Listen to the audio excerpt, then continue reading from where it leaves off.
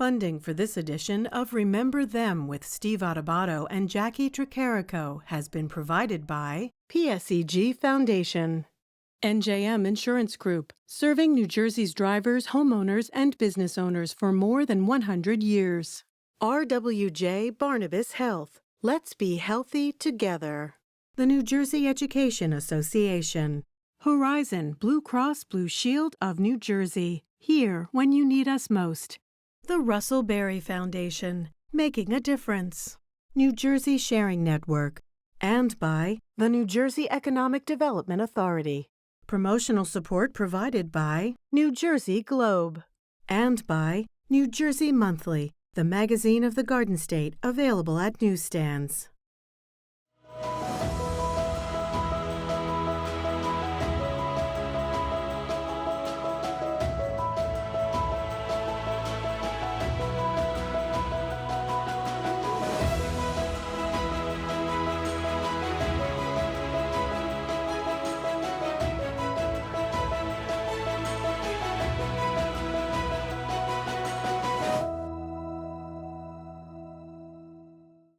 Hi, everyone. Welcome to Remember Them. I'm Steve Adubato with my co-anchor, Jacqui Tricarico. Jacqui, three very special, historically significant women who made a difference in American public life and politics. Talk about them.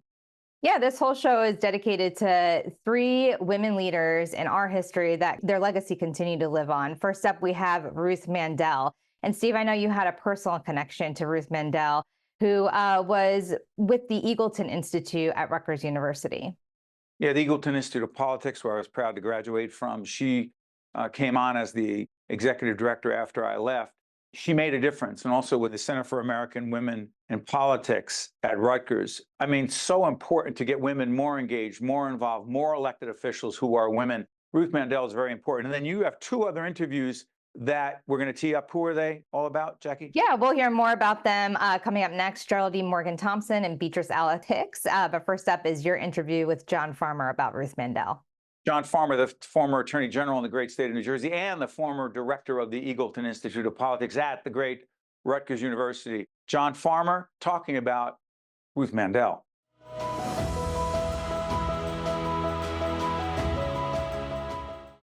We're joined by our good friend and colleague, John Farmer, university professor at Rutgers, former head of the Eagleton Institute of Politics at Rutgers University, former dean of Rutgers Law School, and former attorney general. Oh, yeah, that too.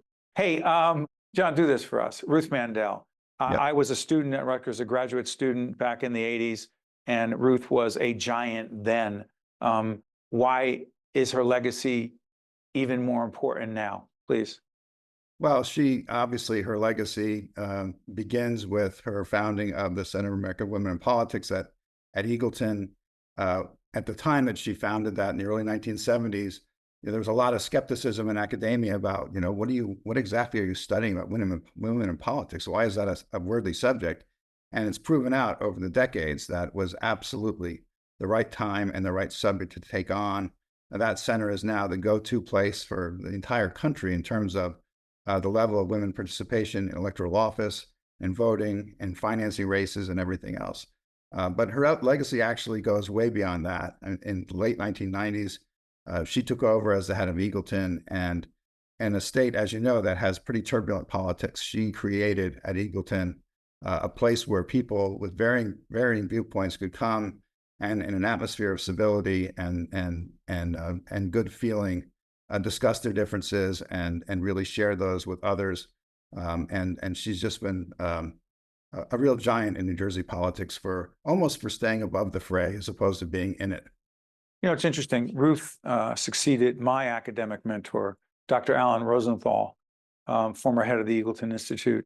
And one of the things I always knew about Ruth, and I want you to talk about this a little bit, is Ruth's childhood greatly impacted and influenced who she was professionally and possibly personally, because you knew her very well personally. Talk about that piece of her life. She and her parents, World War II, escaping Germany, please. Ruth was born in Vienna, in Austria. Her parents were fairly well-to-do, and when Kristallnacht happened in 1938, Ruth was an infant, and her father decided that they should not wait around to see what would happen, that the writing was on the wall in terms of being Jewish in Germany or Austria at the time.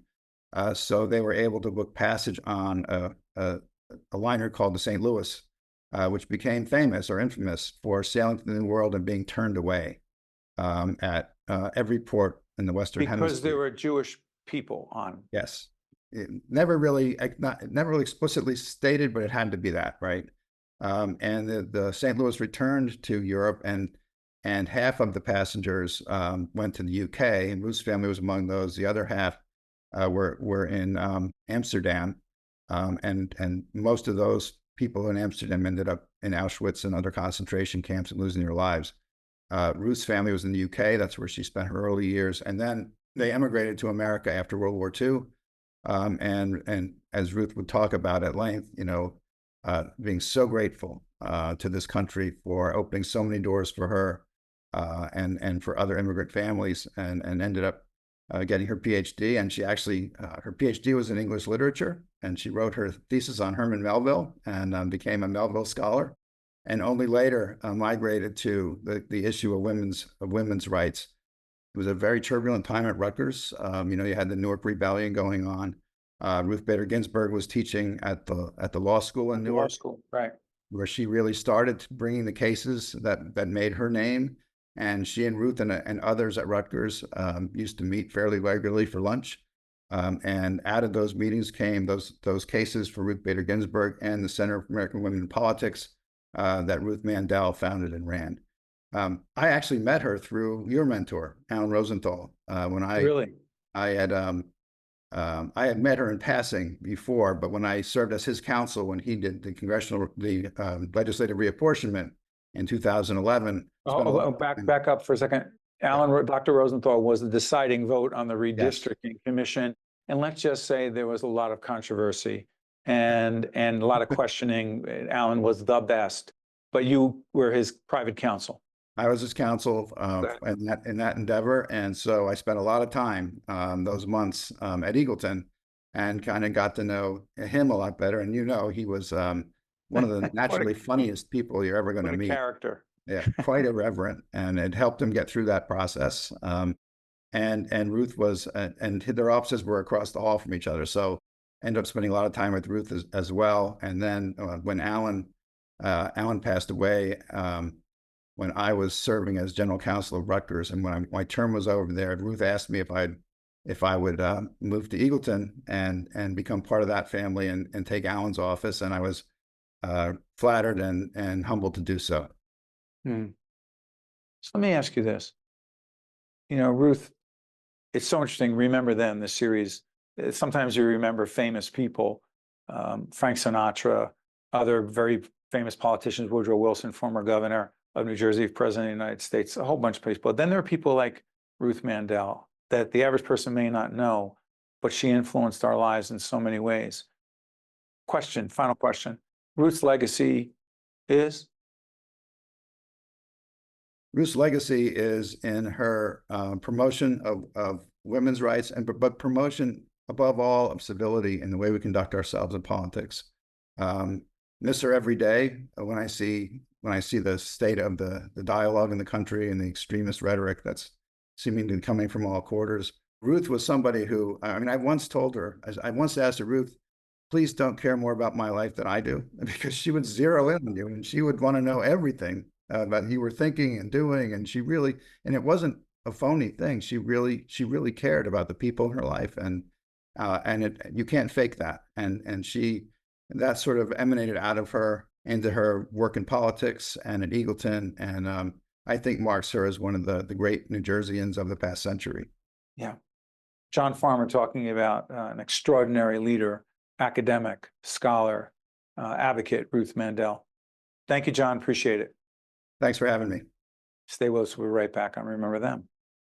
To see more Remember Them programs, visit us online at steveadubato.org. If you would like to express an opinion, email us at info@caucusnj.org. Find us on Facebook at facebook.com/Steve Adubato, PhD. And follow us on X at Steve Adubato.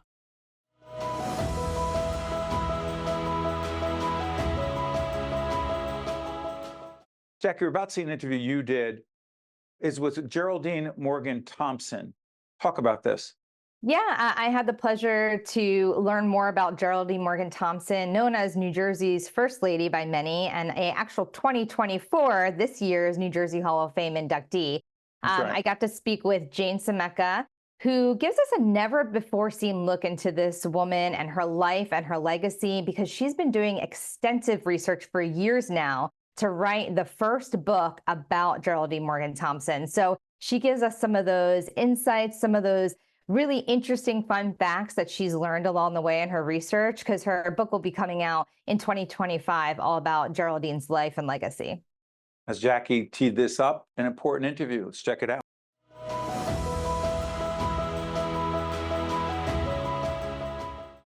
So pleased to be joined now by Jane Scimeca, who is the professor of history at Brookdale Community College and author of the book, Miss Thompson Saves the Day. Jane, thank you so much for joining us. It's my pleasure. Well, we have you here to talk about Geraldine Morgan Thompson. And I watched a presentation that you did recently at Brookdale Community College about this woman. She's known as the First Lady of New Jersey by many, but you took a real passion and liking to her story after discovering that there wasn't enough information out there about this woman. First, tell us how you got interested in her story and what made you want to write this book. Well, I was teaching my women's history course at Brookdale, and our librarian was coming to the class that day, and she found that Eleanor Roosevelt had written one of her columns about Mrs. Thompson, that she had visited Mrs. Thompson in Lincroft at Brookdale Farm, and she brought it into the class. And I realized that we talked to the students, like you had just read about Mrs. Roosevelt. She came here right where we are on the campus.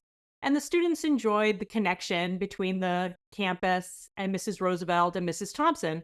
After that class, I went back to my office and I started looking for Mrs. Thompson in my New Jersey history and women's New Jersey history reference books, and she wasn't even listed. And I got to thinking that she had been overlooked by history. And so that's what really got me started 3 years ago on this project, starting to look for her and trying to gather sources about her. The research took you on a very interesting journey. Tell us what you found out in terms of her connection here to New Jersey. Specifically, I know you talked about the land, the plot of land that Brookdale Community College is on, as well as some state parks and things. Talk about the land, because that became somewhat of a character in the book that you're writing as well, right? Yeah, so she lived at Brookdale Farm, which was a very famous horse stud operation. Her husband's father had purchased the farm in the late 1800s. And after she and Lou Thompson married, they moved here, and she lived here for 70 years. And she used it sort of as her headquarters. She invited people for meetings and teas and organizational Republican functions. And so it was a really important part of her work. But as she got elderly, she was concerned about what was going to happen to the farm. And she decided as she got older that she was going to donate over 200 acres of the farm to Monmouth County Park System. And it became Thompson Park, which it still is to this day. The other part of the farm she gave to her son. When her son passed away, his widow sold it to the county, and now it is Brookdale Community College. So the farm is a really important part of her conservation philosophy. She believed that we have to live with nature.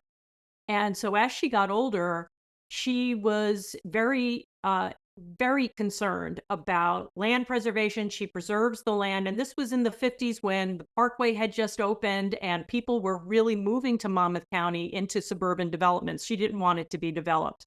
And she also saved Island Beach from being developed in the 50s as well. Right. And let's talk a little bit more about some of her other work, because environmental issues was something that she was passionate about, but also public health issues. Talk about what she did, especially in Monmouth County, and how a lot of her work is still seen there today in a lot of ways when it comes to public health issues. She started her career in public health when she was about 40 years old. So this was something that she did after she had her children. And she was recruited by another really important woman in New Jersey history who's been overlooked, a woman named Caroline Whitpen, who was a Hudson County Democrat and married to Otto Whitpen, who was a political leader in Hudson County. Mrs. Whitpen recruited Geraldine Thompson to join the State Charity Aid and Prison Reform Association. And when she joined the state organization, she became the representative in Monmouth County. And when she started looking at Monmouth County and looking at her neighbors, she became aware of the suffering of the people, especially the people who were the poorer farmers and the people who were the fishermen and some of the African-American population who often were domestic servants in Monmouth County.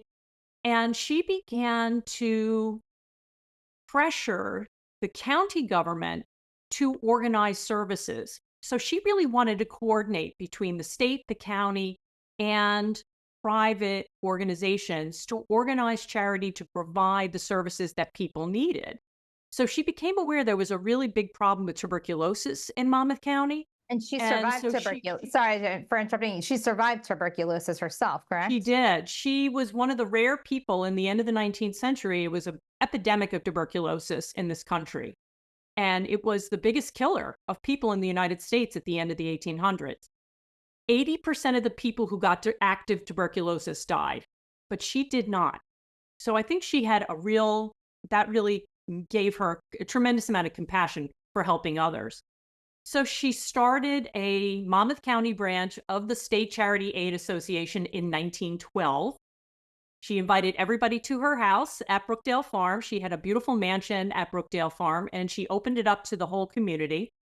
And she wanted community engagement. It wasn't just about her, but she wanted to get everyone involved in the organization to help others. Love thy neighbor was a very big part of her philosophy. And very quickly, the Monmouth County organization became the most important in the whole state and became a model for the nation. The organization still exists today. It's changed its name a couple times over the last 112 years, and now it is called the VNA Health Group. And for someone who has spent so much time and energy researching extensively Geraldine, what is the most important thing we should know about her? You know, she believed in democracy, and I think we really need her story right now so much, because she believed in helping each other, that every person has a responsibility to their neighbors. And that's how we keep our democracy strong. She believed that you have to fight for your democracy every day or it'll slip away from you. She literally said those words. So I believe that she is important for that reason. And also she was a bipartisan.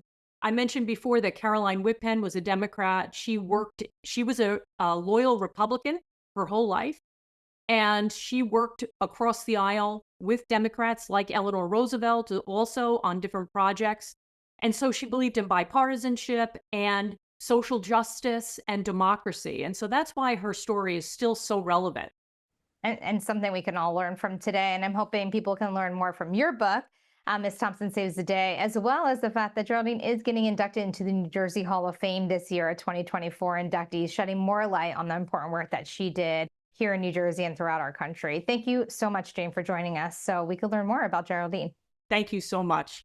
Thank you so much for joining us. We'll be right back.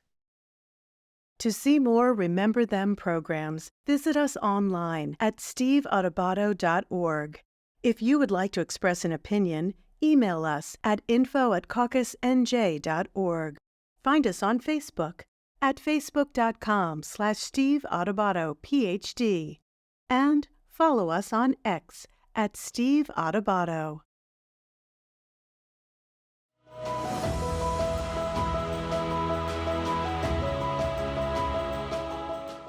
Remember Them continues looking at historically significant women who made a difference in American politics. Jacqui, tee this one up for us. next up, Beatrice Alice Hicks. So she opened so many doors for women in the STEM fields, breaking barriers as the first woman engineer hired by Western Electric, and also helping to start up the Society of Women Engineers, which has grown significantly over the years. So up next is my interview with Karen Horting. She is the current executive director and CEO of the Society of Women Engineers. And we get to really learn more about Beatrice Alice Hicks and her legacy that continues to live on. Beatrice is just one of so many women that we are looking at in our Remember Them series, also airing on One, who made a difference, who make a difference in American life. In this case, in the world of science and technology. Right, Jacqui? That's correct. Yep. Let's check it out.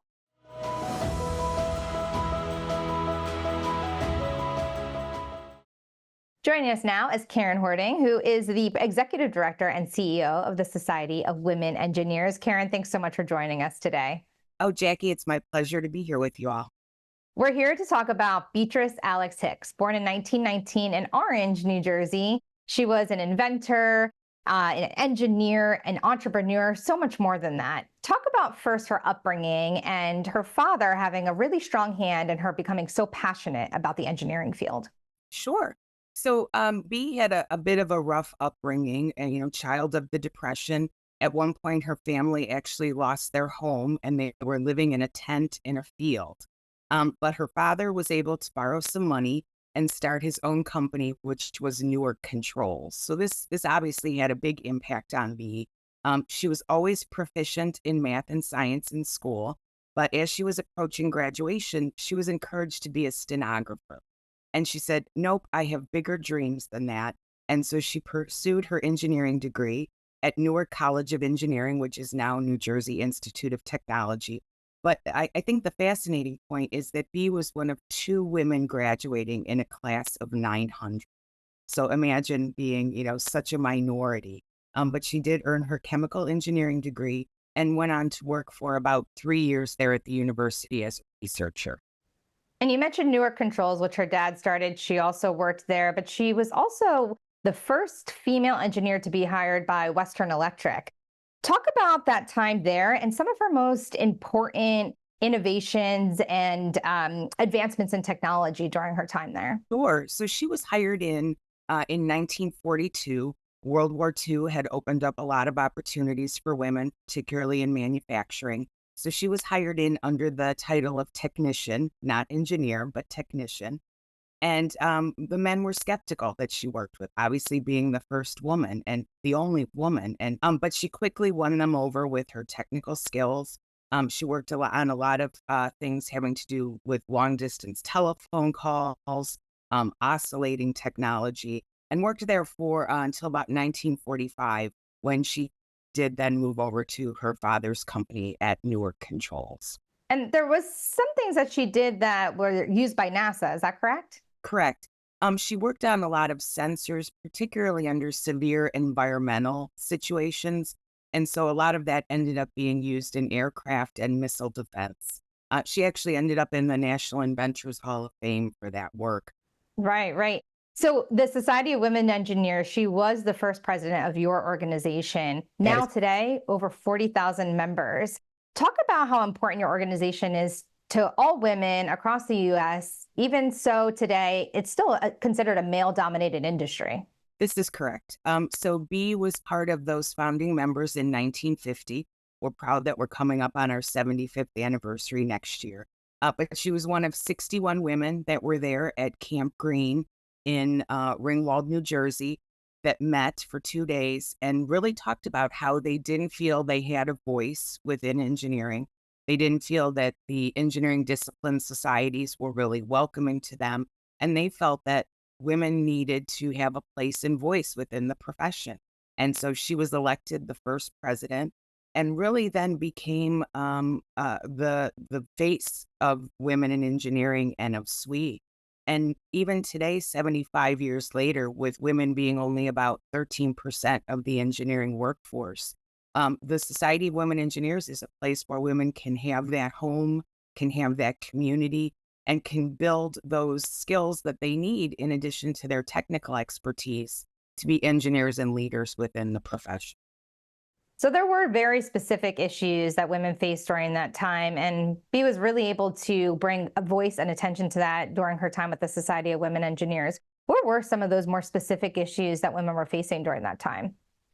Yeah, so she was a big advocate around working with legislators, trying to change laws around the limitations on the hours that women could work.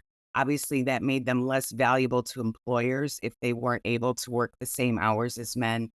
She also believed in women being paid fairly, and so advocating for equal wages, which is something, as you know, we're still advocating for today. But she really felt it was important that women have that place within the engineering profession, and so she was tireless in advocating. Where are we today with some of those issues? You, as the executive director and CEO of the Society of Women Engineers, what are some of the things that you're currently fighting for? So for us, there are a couple things. We're very involved in what's called the STEM Restart Act, which brings women back to the workforce who have left. So this specific piece of legislation targets small and mid-sized businesses with tax incentives for them to start reentry programs. There's a huge pool of talent out there of women who have either left the workforce altogether, or in most cases have left engineering to go to other professions. And so we're working really hard. As you know, CHIPS and Science Act was signed into law back in 22, but so much of the ability to do that work requires a workforce that's trained to do it. So we feel that STEM Restart Act is a big part of that. Also, paycheck fairness, making sure that women are paid at the same rate as men for equal work. And Beatrice Alice Hicks really paved the way for so many of those women that you've been speaking about today. What is the most important thing we should learn from her and her legacy? I think that she was never afraid to be the first or the only.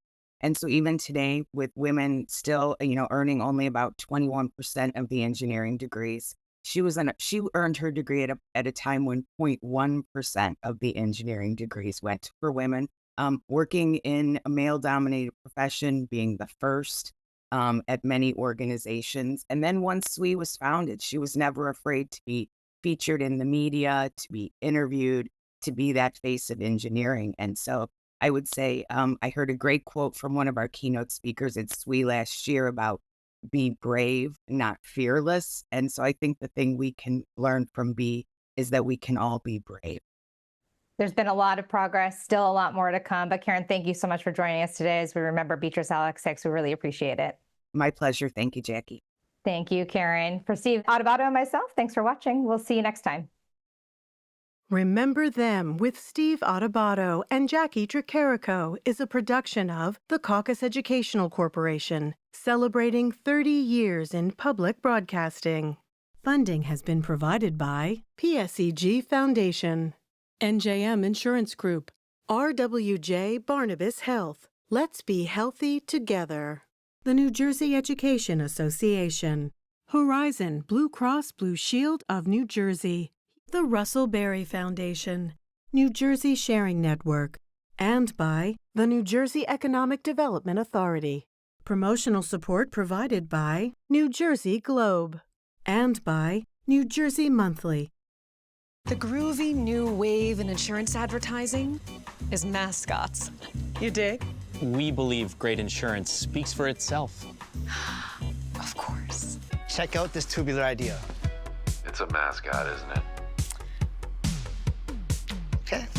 TBH, you need a mascot, IRL. For over 100 years, we've focused on one thing and one thing only, our customers' claims. No jingles or mascots, just great insurance. NJM. I'm Tim Sullivan, CEO of the New Jersey Economic Development Authority. Since joining the NJEDA, I've been struck by the incredible assets and resources that New Jersey has to offer. The NJEDA is working every day to grow New Jersey's economy in a way that maximizes the values of those assets to benefit every single New Jersey resident. This includes more support for small businesses and a focus on reclaiming New Jersey's position as a leader in the innovation economy. Visit njeda.com to learn more about how NJEDA is building a stronger and fairer New Jersey economy.